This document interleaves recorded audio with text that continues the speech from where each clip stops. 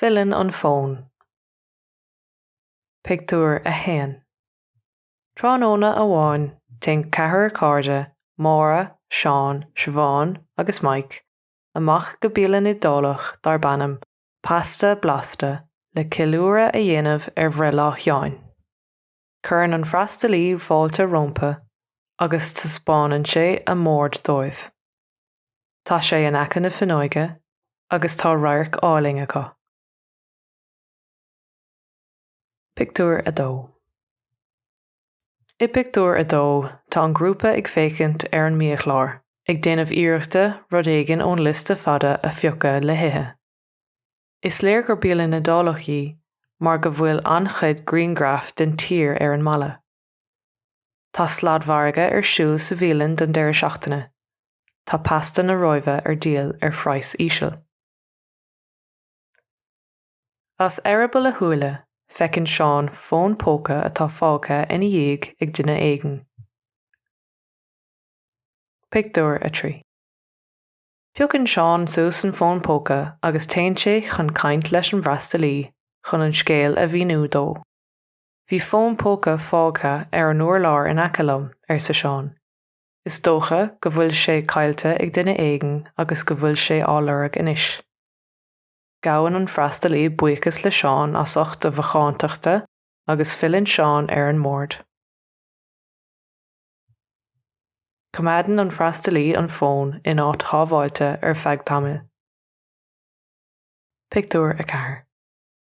Sa pictiúr seo tá an bia ar an mórd agus tá an chathair acu ag buint antainmh as an méile. Tá pizza, pasta, uisce agus teoch chúlínach i measc nithe blasta eile á nithe agus á nóil acu. Níl an béile déir agus tá sé anbhlasta dar ló. In áit éigin eile feicimid únéir an óin agus é cráite amachchas amach faoine ón. Níl clú dá leidige car ág sé é. Beartaíonn sé fille ar an míleann le fisrú ar ág sé ann é. Pictiúr a chuig. Shris an únéir an óin an bhíleann agus tugtar an ón ar ais dó. Tá an tá dearg leis. Gabhann sé buíochas ollmhór le Seán agus deir sé go raibh sé anmhórtha faoine ón mar go mbíonn sé ag teastáil uaig i gcónaí. Tá Seán sásta leis féin go ndearna sé an rud ceart. Pictiúr a sé.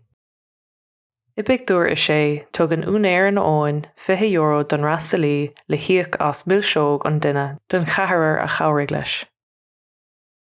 Tagann an freastalí chuig an mórd le ceithre glunne lán le huachtaróte, ceann amháin an duine.